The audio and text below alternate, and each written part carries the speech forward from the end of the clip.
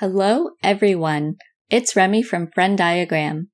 This week, we're remastering an episode from the summer of 2022, where Kat and I discuss the novel Tomorrow, Tomorrow, and Tomorrow, and the video game Control. But before then, I just wanted to tell you guys, if you're listening to this episode in real time, I highly recommend that you go see the film I Saw the TV Glow this weekend when it expands into more theaters. Kat and I just saw it last weekend and absolutely loved it. I will definitely be discussing it on a future episode of the pod. So please, if you have any interest at all, please go see I Saw the TV Glow in theaters as soon as possible. You won't regret it. See you guys next time.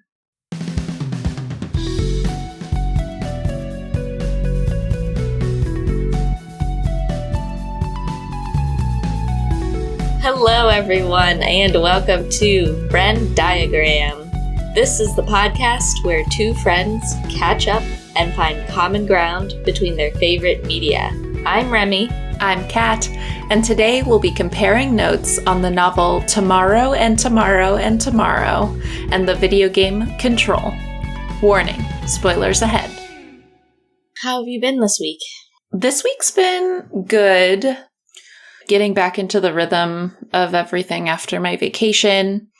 I just bought tickets to come to your area, so I'm looking forward to that immensely. That'll be towards the end of August, or mid-August.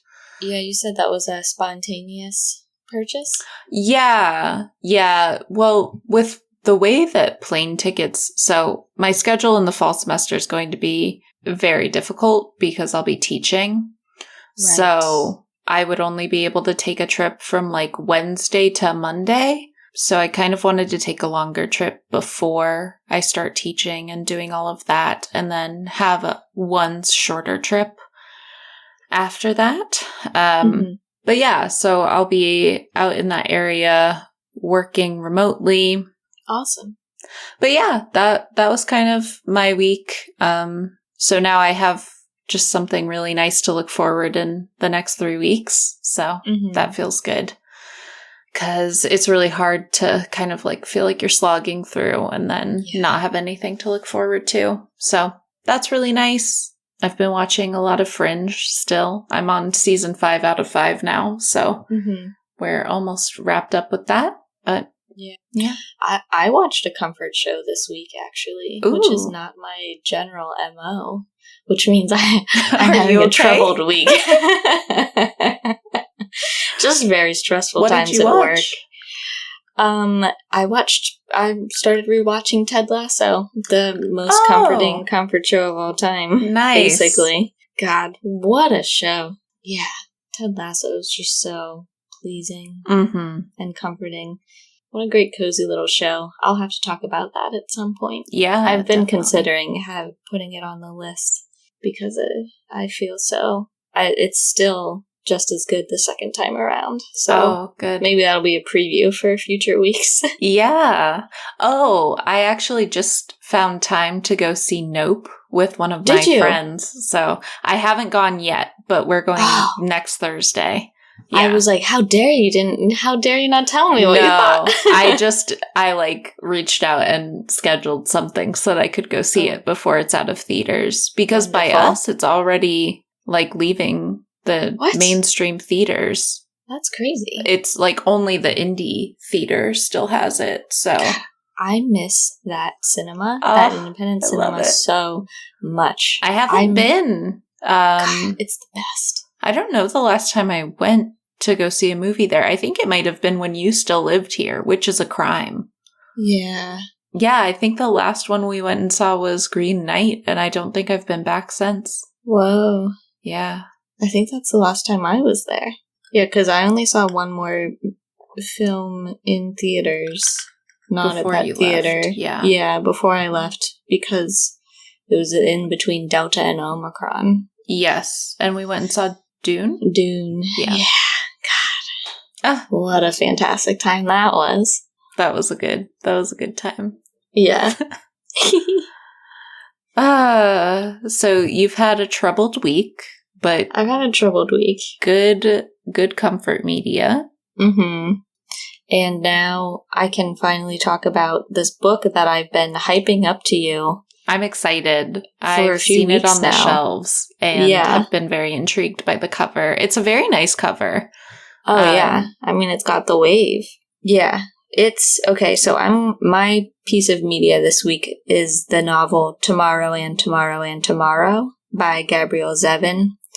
And this is a book that just came out this month. We're recording this in July of 2022. So it's pretty new, but I saw it was like pinging all over my radar the week it came out.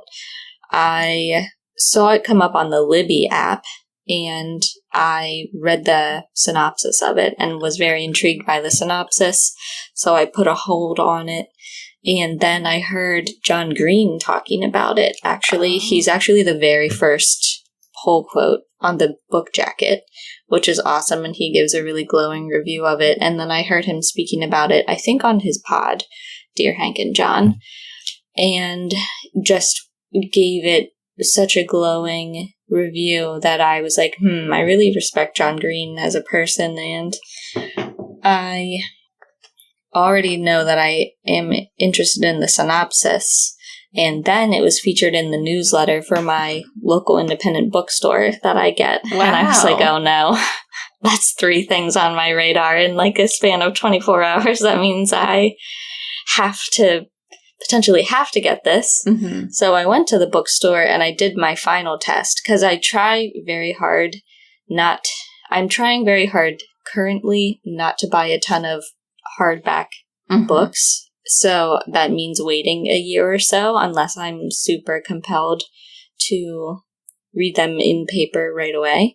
And the final test, after all of that buzz I heard about it, was like, go to the store and read the first page. Mm-hmm. And if it is compelling, then you can buy it. That's a good litmus test. And I definitely found it compelling. I was like, okay, I have to get it. And so I got it and I started reading it, and I want to say it only took me 3 or 4 days to read, and it's a 400-page book. So that's a pretty strong pace for me, like working full-time and doing other things. And I'm not surprised it took me that short of a span of time, because I found it very compelling throughout. It was like a page turner for me, and it's not like a mystery or a thriller or anything like that, but the investment in the characters was so propulsive to me that I was like, I need to find out what happens next, just in sheer interpersonal terms. So in terms of genre, would you put it in like contemporary fiction or something like that? Yeah, I would just say general literary fiction. Okay.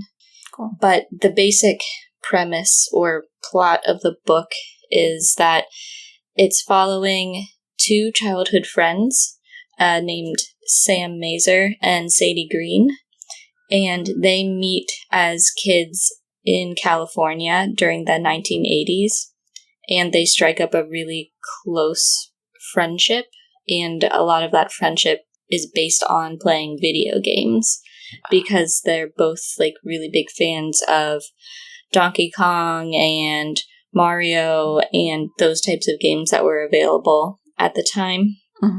And a lot of their early childhood friendship is based on playing those games together. However, they have a really serious falling out, and they don't speak for many, many years until they, by coincidence, meet each other again as college students, while Sam is attending Harvard and Sadie is attending MIT, because those universities are basically neighbors in Boston. And so they're attending college in the 90s, and they sort of rekindle their friendship by way of starting a collaborative project together where they are developing and designing and programming their own video game. Oh, cool. And that video game becomes really successful. And so after that happens, you see how their relationship as friends and partners in this creative space, how that relationship morphs and transforms and changes over the course of many years. So the story sort of spans about 30 years worth of time, starting from when they're kids into adulthood, and then for many years across early adulthood. And you get to see a lot of their creative process working together, along with their producer, Mark Swantanabe. He evens out the triad. The three of them are like this really key creative team, and they just create all of these different worlds together and have a really beautiful collaborative relationship, developing these games and developing the stories and trying to work out what the message of these games should be and how they want to communicate it, and making decisions about really minor details in games that can hold a lot of meaning, and sort of doing these things as they are growing as people and dealing with their own issues. For example, Sam has chronic pain from an early childhood injury, so he is dealing with that throughout a lot of the book. It's a recurring issue for him, and keeping that pain internalized is something that he deals with across his lifespan, and kind of informs a lot of his character and how he chooses to interact with people. While you also see Sadie Green navigate this space as a video game developer, as a woman, and how that impacts her relationships with everyone else in that area. And so it's a really cool book for anyone, I think, that's not just interested in video games. Like, if you like video games, I think you would love this book. But I also think a lot of the concepts that they talk about and a lot of the work they put into what they're doing extends to basically all types of storytelling. So I could easily see their creative process in terms of developing the stories of these games. You could easily transfer that to, say, like writing a book, because you have all the same goals, essentially, of how do I communicate these ideas most effectively, and does this work together, and what do you think of these ideas and how I'm conveying them in X, Y, and Z ways. So I really enjoyed that, just because I'm really interested in storytelling and building worlds and how fiction is constructed, essentially. And so I don't want to go through more plot than that. That's basically what you can read on the book jacket. But obviously, it's, like I said, it spans a lot of time, so many things happen. And you meet a lot of characters outside of those central three. But I have a few basically spoiler-free things that highlight what I really liked about this book. So I really liked Sadie Green, the character, a lot. I liked her the most probably because I found her really relatable, especially in the chunk of time where she's in college. I really thought that was really well done. And I don't know, she was really cool. What stuck out to you about her in college, especially? A lot of things. Her relationship to her classmates, her relationship to this one particular professor she has in her game development, like advanced game development class, and her kind of insatiable appetite for the feedback that he gives her. And things like that. I really liked the game she developed in college. So in this course, she's taking this advanced game development course. They have to develop 2 games. And throughout this whole book, you get very vivid descriptions of a number of different games, both games that our team of interest is developing and other teams that they know. And I mean, the author, Gabrielle Zevin, I think it's incredible that she conceived of all of these different games because they're so well thought out and believable. Like, I think they're completely believable as playable concepts. But my favorite game of probably the 10 plus games described in this novel is the game Solution that Sadie Green turns in for her final project in that class. I thought it was really cool, and I wish it was a real game. I thought it was really badass. So, is this the author's debut novel, or is it? No. Okay. She's written a number of other novels. I think this is maybe her 4th or 5th. Gotcha. Okay. I was curious about that. Yeah, it's the first one of hers that I've read. And like I said, I really love the depictions of the creative process that they go through. And I liked that the pacing was really good. And like I said before, I was really compelled to read it very quickly, just because I wanted to know what decision someone was going to make or something like that. And a really good thing about the book is that you get alternating perspectives between Sam and Sadie throughout these different periods of time. So you are seeing their perspectives individually, and at times you're seeing their perspectives across like the very same span of time and the same key number of events. So you get one person's perspective on why they were acting a certain way, and then you see it from the other person's perspective. And that's cool.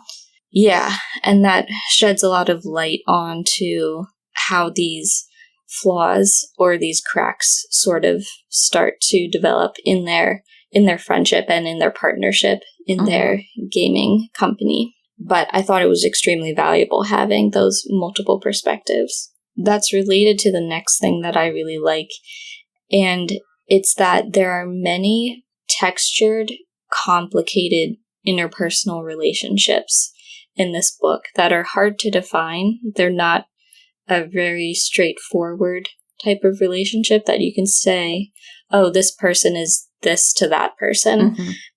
There is so much detail and complexity that the author builds into these relationships over time, and shows how they transform, and shows how even really small choices can make these relationships very complex. So, for example, Sam and Sadie obviously have a very complex and shifting relationship over the course of the book. Sadie and her professor, Dov, have a really interesting relationship that changes and shifts. And Sam and Mark Swantanabe, their producer, have a really interesting, shifting relationship.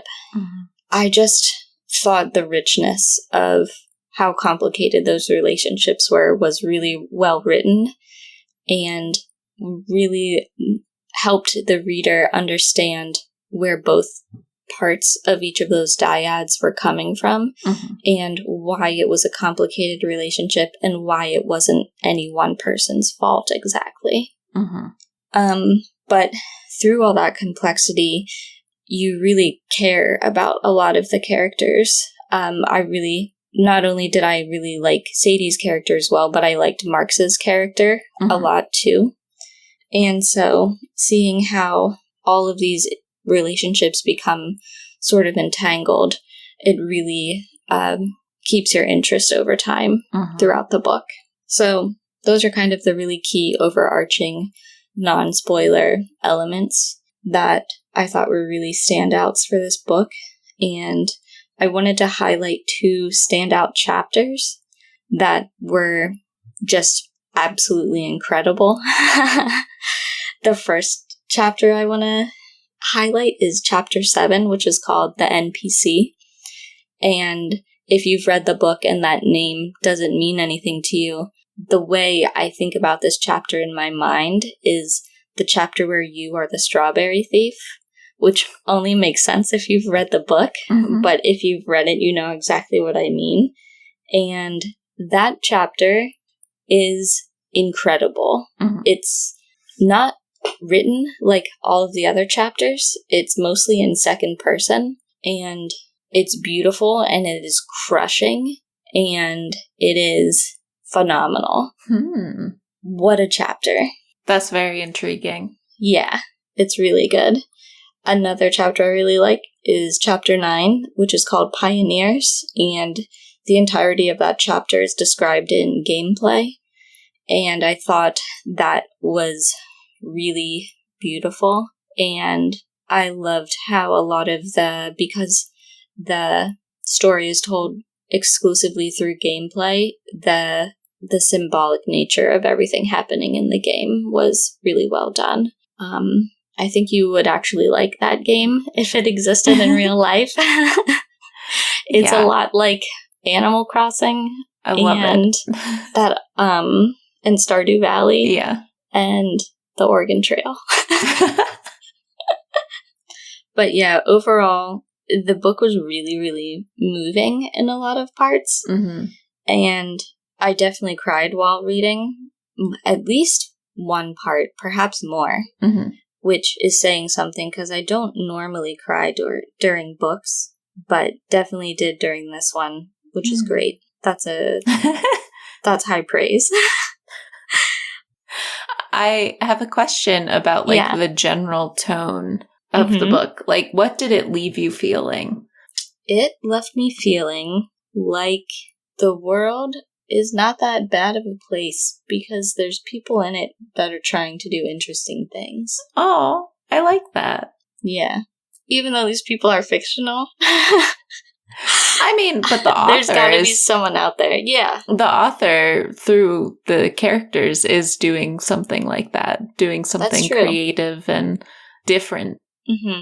Yeah, I totally agree. Gabrielle Zevin is doing something very interesting on many levels in this book. Not only is she inventing perhaps 10 different games and sometimes describing you the game to completion, but she does this thing where she really effortlessly ties in references to classic literature and famous works of art, The Strawberry Thief being one of them, but also The Wave, which is the piece of art that's the cover of the book, and also classic works like Emily Dickin's poems, or a specific line, rather, from an Emily Dickin's poems that becomes a literary motif that repeats throughout the book and comes to have very, very deep meaning across the course of the story. And so every time that line returns, it's really, really meaningful, as well as a specific line from the Iliad that becomes absolutely devastating. And before this, I couldn't give a fuck about the Iliad. Like, I'm not a classics person, but now I'm like, wow, I think about this frequently. Oh, wow. So her use of repetition for those motifs is, wow, it's incredible. Like, if I were to make a video essay about this book, that's probably the topic I would choose to use this book to illustrate, is repetitious motifs of other works and how you can use them to add emphasis and layers of meaning and just really build a moving story. It's just an incredible book, and I couldn't recommend it more. I think it's great. I think it works really well on every level. I think it has really great insights into human nature, and I think if you're interested in any way in doing or having creative endeavors, then it could be really meaningful to you. Yeah, that sounds really good.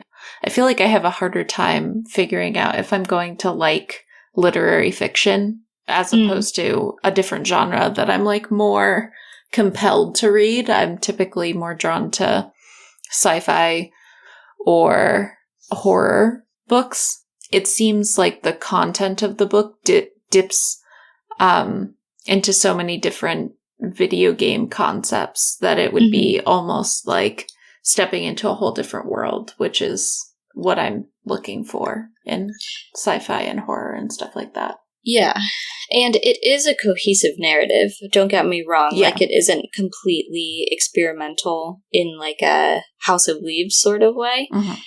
But I don't know. What Gabrielle Zevin does is just so, not engrossing, but you just get so sucked into the world that she's describing. Mm-hmm. And they bolster the points that she's making so well, and also just illustrate, I think, to my knowledge, trends in video gaming and pop culture and how we interact with pieces of media that are created for us. Mm-hmm. There's just so much going on. There's so many layers of commentary in this book, and she just weaves them together so deftly that I can't even begin to unravel them and describe them. Yeah. But I don't know if you would like it, but I highly, highly recommend that you try it. Mm-hmm. It was really, really good. I think that's all I have to say about it. My piece of media this week is a video game that my husband Scott and I have been playing through called Control. So, for context, my husband and I are currently long distance. So one of the things that we like to do is pick a game to play on our PS4 and then stream it via Twitch to each other and kind of chat on FaceTime while we play through a game together. So we decided to play through Control because we'd heard really good things about it. And yeah, I'm excited to talk about it. It's definitely a lot more complex, and there's going to be like a lot to unpack that I won't be able to do in this podcast, but it was definitely a really fun game to play, and I highly recommend it. So this game was originally released in 2019, and it was published by 505 Games.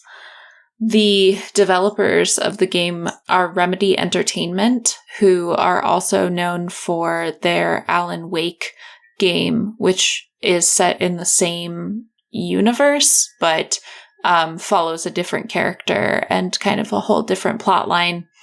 I know that some of the expansions for Control kind of tie together the two games, but I have not played through the expansions, so I'm just focusing on the main game.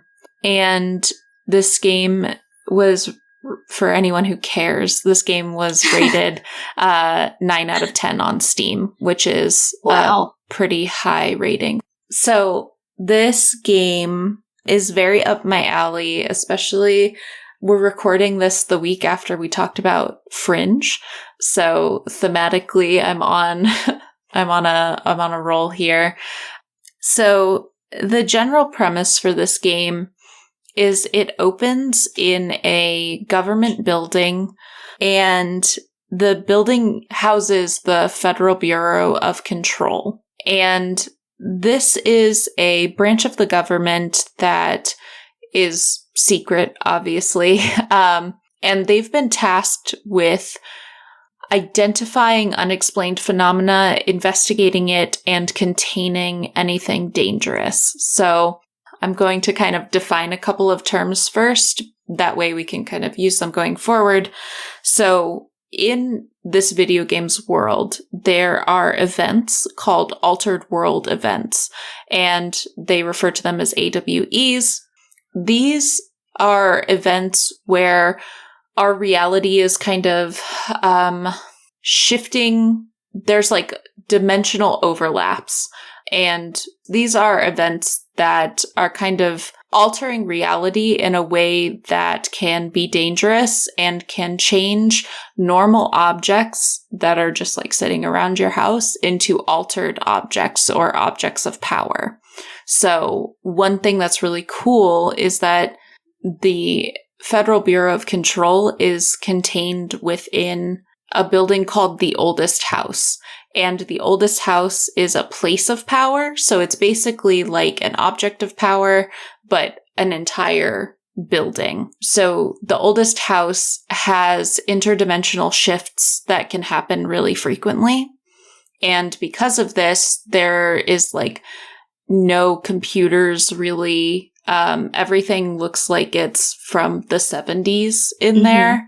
They mostly work on typewriters, and everything is very like standardized, because when an altered world event happens, or kind of an interdimensional shift, it can alter these objects. And if all of the objects are the same, it's easier to tell if they've been altered. So you can like walk up to a vending machine and you'll see that all of the packages of potato chips and cookies are like white with black lettering that just say cookies or chips.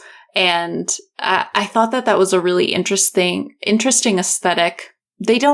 One thing that this game does is it doesn't like hand you all of the information. It leaves a lot up to you to kind of parse out or decide what you make of this. What would that look like if there were an interdimensional shift for that vending machine? Like, how does that make it more obvious when it happens? I don't know. That was just my interpretation. I'm not 100% sure. And they don't give you a lot of examples of just normal everyday objects being changed. But you can like walk around and explore and look at the billboards. Like they've got cork boards where people are putting up notices and stuff like that. And it'll say like, does this stapler look weird to you? Report it to your direct supervisor, because it could be an altered object or something like that. So it's clear that like people are trying to keep track of that, because it's more likely to happen in this building just because it is a place of power, and it's kind of almost like a relay station for a bunch of different dimensions. I think I get what you mean now. Yeah. And now I understand the standardization. So basically, the FBC is dispatched for any kind of AWE, and they have to go find any altered objects, any objects of power, and take them back to the oldest house and kind of find containment methods for them and study them and try to understand what is causing this. And so you are playing as Jessie Faden, who is drawn to the oldest house by a entity that she's like talking to inside of her head. So you can kind of hear her thoughts, and she's talking to this entity that she calls Polaris. And slowly you start to uncover who Polaris is and what kind of happened to like link Jessie to Polaris. But Jessie enters this building, and the oldest house isn't something that you can just walk into. You have to know it's there and know what you're looking for to find it. So that's fun. Yeah, I think it's really cool. It kind of makes me think of like Men in Black, the like initial building that Will Smith's character goes to. So when you first walk in, it's clearly like a government building. There are like security metal detector type things, but it's all unmanned. It's very like eerily empty inside. So you have to kind of explore a little bit, and eventually you stumble upon the director's office. So the director is kind of an appointed position in the oldest house and in the FBC. And the director is appointed by a entity called the Board. And the Board is an astral being. So it lives in the astral plane, but the oldest house has direct connections to the astral plane. So the Board is actually kind of giving instructions to the FBC, and the Board has to deem you worthy to be director. So Jessie stumbles upon the director's office, finds him dead, and is kind of drawn to pick up his weapon, his gun. And doing that kind of triggers this sequence where she is talking to the board, and the board says that only the director can wield the service weapon, which is an object of power, and the board deems you worthy of using the service weapon. And once you have gained control of the service weapon, you become the director. So Jessie picks it up, has to complete some kind of challenge to bind it to herself, and then she is now the new director of the entire FBC. And then once she becomes the director, she finds out that there is a threat that has invaded the Federal Bureau of Control called the Hiss. The Hiss takes over people's minds and kind of makes them float up into the air. And they chant this, I don't even know. They just like chant these words all in sync. And it's very unsettling. And then they become enemies. They like spawn from the air and they'll drop down and fight you throughout the game. And so now that Jessie is the director, she has to figure out a way to stop more Hiss from entering the Federal Bureau of Control and defeat the Hiss that are already there. There is a small group of employees that have been protected from the Hiss by this piece of equipment that their lead researcher designed, but they were like costly to make, so only a few people have them. And it's not clear exactly at first why Jessie is not affected by the Hiss, because she doesn't have this essential piece of equipment that protects her from the Hiss's mental takeover, I guess.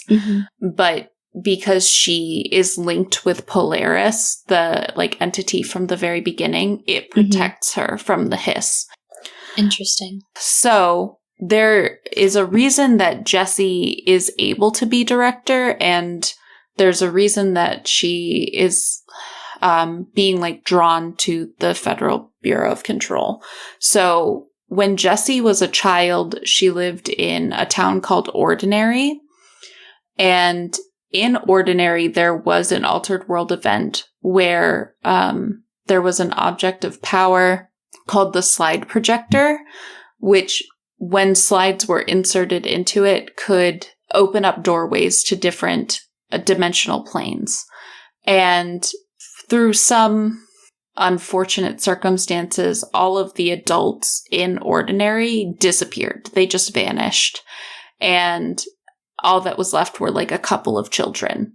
So Jessie and her brother put in a slide that opened up a portal to where Polaris was living. And Polaris told them how to shut down the slide projector and to kind of stop this cycle of destruction of Ordinary. And in doing so, Polaris also bound herself to Jessie. And when the Federal Bureau of Control showed up to kind of contain this event, they found Jessie and Dylan, her brother, who had also been exposed to this altered world event. And they, since there were no adults left in Ordinary, they were going to take Jessie and Dylan back to the Federal Bureau of Control and kind of groom them to be director replacements once the current director grew older. Wow. So they call them like P6 and P7, but Jessie escapes and kind of lives a normal life, but then her goal is to like come back and rescue her brother. So now Jessie has kind of returned and she has become the director, and the rest of the game is just her trying to figure out how the Hiss are getting in and how to stop that, and also rescue her brother, who has been infected with the Hiss as well, but he still has a lot of like sentience, which other people don't have. So there's something special about Dylan as well. Right. So that's the general gist of the game. It is kind of a complex world, so that was a lot of information. And some of it you probably didn't need to know. But I think the premise is really interesting. There were lots of things that I really enjoyed about the game.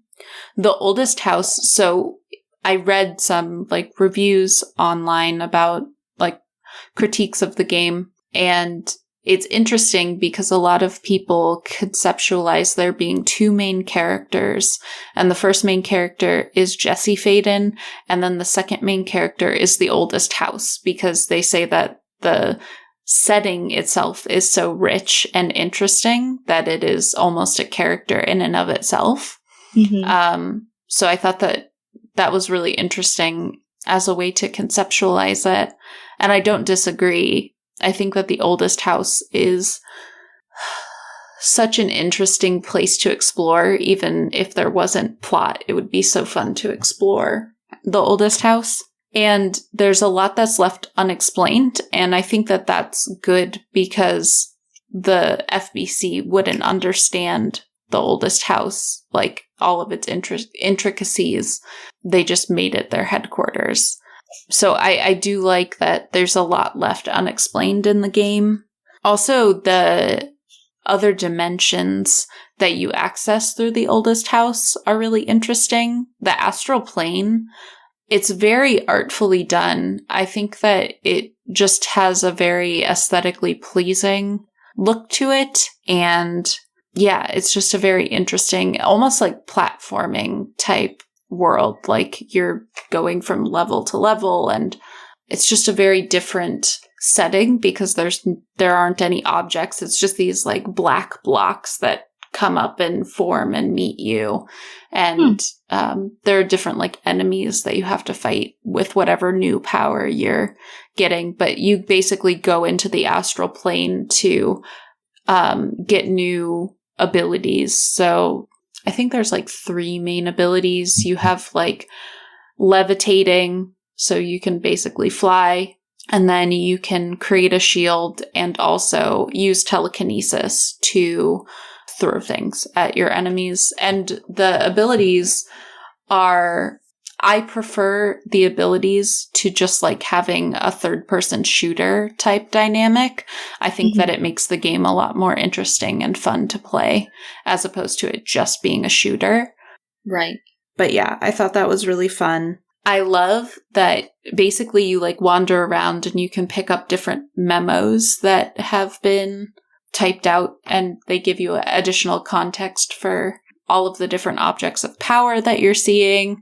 And it really enriches the world a lot. Sometimes it can be tedious to have a lot of additional content to pick up and read through. And sure.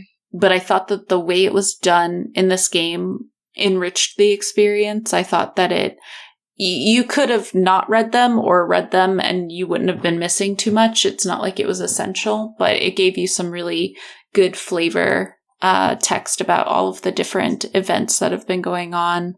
And they were written in like kind of a believable way. Some of them are like personal memos from person to person, and they've got like a lot of humor in them, and they're fun to read. So I liked that aspect of the game. And I really love a game where you're like running around looking for additional content. I think that it kind of breaks up the monotony of just fighting all the time. So that was fun. Oh, and the environments. I know I talked a little bit about like the astral plane being really pretty, but the environments are really detailed, and I thought they were really pretty. I don't know, have you played any of Last of Us or watched any playthroughs of that? Yes. Okay. I love the environments from Last of Us, and I think that's like the peak of video game post-apocalyptic type environment. Right. And it's like so much fun to explore that. But I think that this game did a really good job with that as well. It's like a very detailed environment and very pretty, and in areas where it's like run down and covered in mold, it's still like really interesting and visually impactful. There's also an area of the game called the Black Rock Quarry. Ooh. And it's basically just this like quarry, but when you walk out and look up, there's all of these like stars, and you're just looking up at the night sky and space. And it's just so cool. There's also, when you're like on your way to different dimensions in the game, you have like this way station at a motel, And basically you have to like solve little puzzles to get to the different dimensions, which is fun. That's so fun. I think it's like a really good combination of a couple of puzzles here and there, a lot of like fighting and more of like a third-person shooter aspect of the game, and a lot of really good plot that you uncover at a good pace throughout the game. So yeah, I really enjoyed that. I thought that it works really well. You don't get too much like interpersonal connection with the characters, but there are characters that really stand out. So the head of research at the Federal Bureau of Control is a man named Dr. Casper Darling. And throughout the game, you uncover different like videos that he created to explain different concepts to the staff. And I thought that was a really clever and interesting way to do info dumps about different aspects of like the oldest house or like what you're going through. So it's almost like corporate training modules or something. Yeah, like Dr. Marvin Candle style from Lost. Yeah. Love that guy. They have real actors in those videos, so it's kind of merging, obviously, like animated characters with like real videos of real people. So I thought that was really interesting and something I hadn't seen before. I kind of liked the live action component. And also the videos of Dr. Darling get more and more unhinged as you like kind of go through everything. So it's a lot of fun to make inferences about this character and the kinds of pressures that are on him. And then there are also these other videos that you stumble upon called Threshold Kids, and it's like a children's program. But they're terrifying. They're like actively scary. I was like, oh god, is this a horror game now? I don't know what's happening. But it was awesome. Very spooky. And I think that those are also Dr. Darling getting like more and more unhinged. And he started creating these like puppet shows for kids. Anyways. Oh yeah, the last thing that I really liked about this game was I was very intrigued by the board as a character, because basically when you're interacting with the board, you just see it as like this upside down pyramid, this upside down black pyramid. Oh, I saw that in the trailer you sent me. Yes. And when it talks to you, it kind of has like a very distorted speech, and you couldn't just pick out words, but then there are subtitles underneath of what it's actually saying. Very fun. And it kind of almost reminds me of Arrival, and specifically when they're trying to work out the language that the aliens are communicating with and how to communicate with those aliens. Yeah. Because when the board speaks, it will say, it'll have like two meanings for the same word in its language. So it'll say, gosh, I need an example. Sorry. I cannot just use my brain to come up with an example. And the board is a single entity? Yes. Okay. So, for example, it says, we advocate/facilitate this. And so the same word means advocate and facilitate. Or... Yeah, that's like exactly like Arrival. The board is A-OK/intact. It's like saying, like, we're fine. No, that's exactly like the part in Arrival where the man in the helicopter asks her what the Sanskrit word for war translates to. Warfare. Yeah. Yeah, that's awesome. Yeah, I just thought that the language was really intriguing, and oh gosh, I just really liked that aspect of it. I thought that it added to this, like, the mystery of this being that we're, like, trying to understand and is important, but also you have no idea what it is. But it's clear that the board is, like, directly responsible for this place of power. Like, they're connected. So, like, the board created the building that the FBC is located inside of. Right. Oh, gosh. And the board is just like, it's really funny to kind of read some of the dialogue that it's saying to you. It'll say, like, you can hang up now, please. Fun. Like, you are dismissed. Yeah. Please do not talk to us anymore. That reminds me a lot of the board from Severance, the TV show. Oh. That I covered in episode 1, because in that weird company that everyone works for in the show, there's, a board that is just referred to as the board, meaning I think you're meant to infer the board of directors. And you only hear from them through a speaker and or through a headpiece. And they often have the same sort of approach to interacting with employees, where you'll be being fired by the board, but then no matter what you say, the response is like, the board is no longer on the call, or like, the board is not giving input to this meeting today, or something like that. That's so funny. Yeah. It's just such a rich world. Like, I could play this game again and get so much more out of it a second time, I think, just because I would have the context for what I'm seeing and what I'm discovering. So I think that it will be almost even more fun to uncover everything for a second time. If you were to do it a second time, would it be very different? Like, are there enough decision point branches to make it different, or no? Okay. It's very in the same way that I was going to say, in the same way that, like, Last of Us only has one outcome. That is how this game is. But one thing that I do like about this game is that it's a little more open world than Last of Us. You're not like following as much, like, this is where the game wants me to go right now. You can kind of like explore as much as you can with what access you have.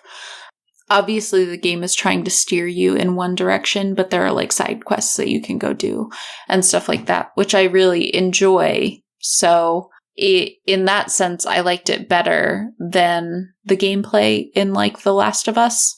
That's really cool. I really want to watch a playthrough. You should. Yeah. You sent me one of the trailers to watch before we recorded tonight. You sent me the World trailer for this game. And I found it really, really, really engaging and interesting, and like something I would absolutely love to watch. So I'm definitely going to find a playthrough. Yeah. It was funny because you were watching me watch the trailer. Yeah. And as soon as it was over, I was like, wow, this is reminding me of so many things. And actually, just from the aesthetics, it reminded me very much of the show Severance. And I think that's because of the that retro office aesthetic. Because Severance, a lot of it was set in the abandoned Bell Laboratories. And that looked very similar to me from what I was seeing in this trailer. And it also reminded me visually of the show Devs. Oh, yeah, I never got around to watching that. Especially what I now understand to be the board. That reminded me of Devs aesthetically and just vibe-wise. And just a very ominous vibe of, I don't understand what is going on here, but I know it is something very profound. Yeah. It's really funny that you mentioned the thing about Severance, because Scott listened to the first few episodes of the pod when we put them up, and he was like, oh gosh, it's so funny that Remy was talking about like this mid-century aesthetic of Severance, because that reminds me of control and like control's whole environment. And he's going to be so satisfied when he hears this episode. And you, absolutely, he was right on track. Oh, yeah, I love that. That's so funny. The final thing that the trailer reminded me of was Dead Space. Have you ever played that? No, I haven't. The people that were floating in the air and how they were moving, it reminded me a lot of that game. Which I hate the way they move. It's so horrifying. Oh, I don't think you could watch and or play Dead Space. Because, like, the way that these individuals float, and depending on, like, how far their infection has progressed, basically that delineates different enemy types and how strong they are. But some of them, it's like they have like a thread pulling up from their belly button, and they just like fly towards you on their backs, and they're just like floppy and creepy, and I hate it so much. Very creepy. It's so disconcerting. That's why it reminded me of Dead Space, which is perhaps the creepiest game I've ever witnessed. Is that the game that your friends would play in college, and they would make you come sit with them? Yes, that is so the that game. They wouldn't be scared. Correct. I love that. I am that friend. I'm like, please come sit with me because I'm playing something that's going to scare me too much. Oh my god.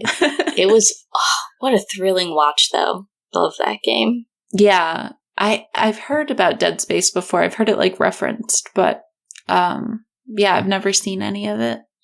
But yeah, the hiss is such an interesting enemy because it doesn't really have like an end goal. Its goal is to just kind of infect people as quickly as it can because it's like a virus, but it doesn't have like an overarching goal really. I think it wants to corrupt the board. It like wants to corrupt astral beings as well. And so I think that that's part of it. And that's why the board is trying to get you to stop the hiss. It like really wants you to not let it get corrupted. But yeah, it's such an interesting playthrough. I hope that they do make a second Control just because I think that there's so much more left unsaid and so much more to unpack. Fun. So I really, really hope that. And once I play through the expansions as well, I might have more to add to this conversation. But yeah, it was just a really fun world to explore. I mean, even if there are elements missing from the story that I would have enjoyed, the world itself is enough to make me want to play it over again. So I highly recommend it. Yeah.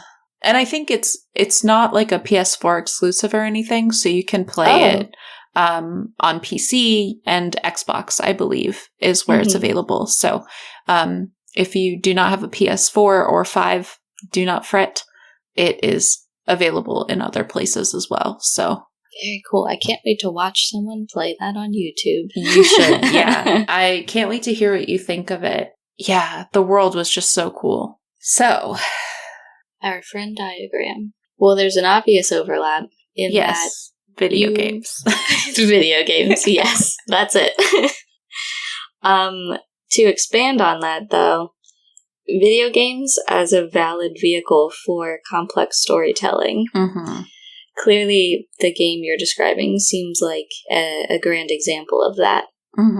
And that's something that's explored in Tomorrow and Tomorrow and Tomorrow as Sam and Sadie are moving away from like the games of their youth that was like Donkey Kong and Ms. Pac-Man, where there isn't really much of a narrative whatsoever, and moving into the more contemporary gaming where story is really important. And it's funny, hearing you describe what you like about Control made me feel more certain that you would like Tomorrow and Tomorrow and Tomorrow, because there are so many conversations between the game developers and between the professor for the game development class and the students regarding what makes a game not a shitty game. I think the professor, I don't remember if this was like an explicit rule, but he definitely was like, I don't want to see a third-person shooter game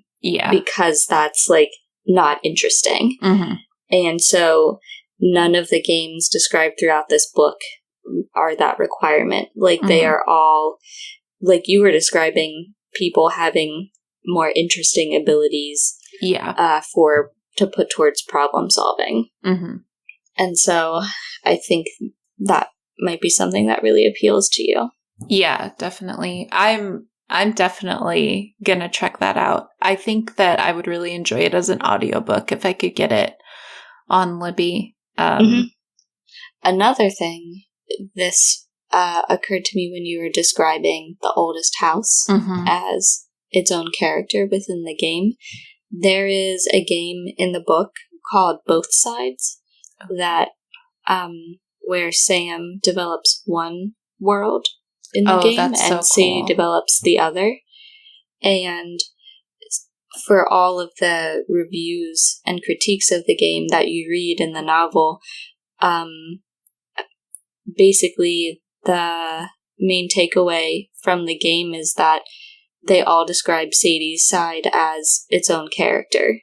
And it's like exactly how you described the oldest house is That's exactly so cool. How all these fictional game criticism people described this game in the book. So that reminded me of Meyer Landing is what that world is called.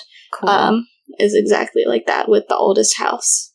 Nice. That sounds so cool. I'm excited about this book.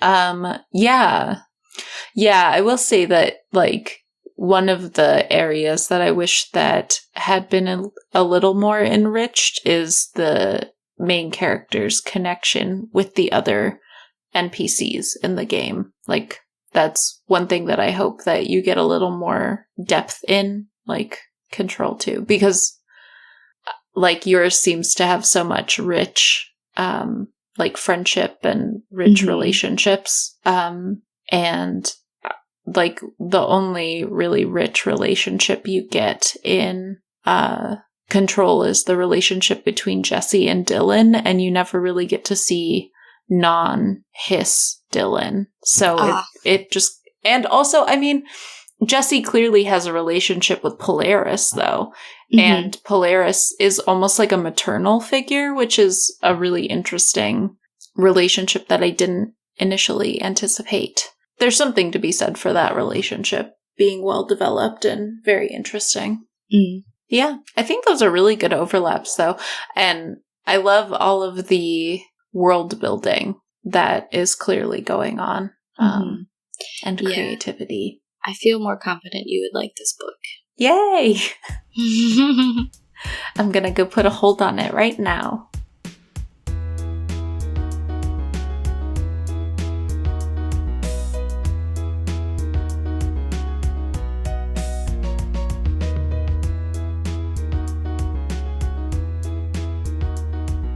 Thanks for joining us this week on Friend Diagram. Thank you to Tyler Seek for the creation of our intro and outro music. Did you take any of our recommendations? Have any thoughts on the show? Let us know at frienddiagrampod@gmail.com, and we might read your email on a future episode.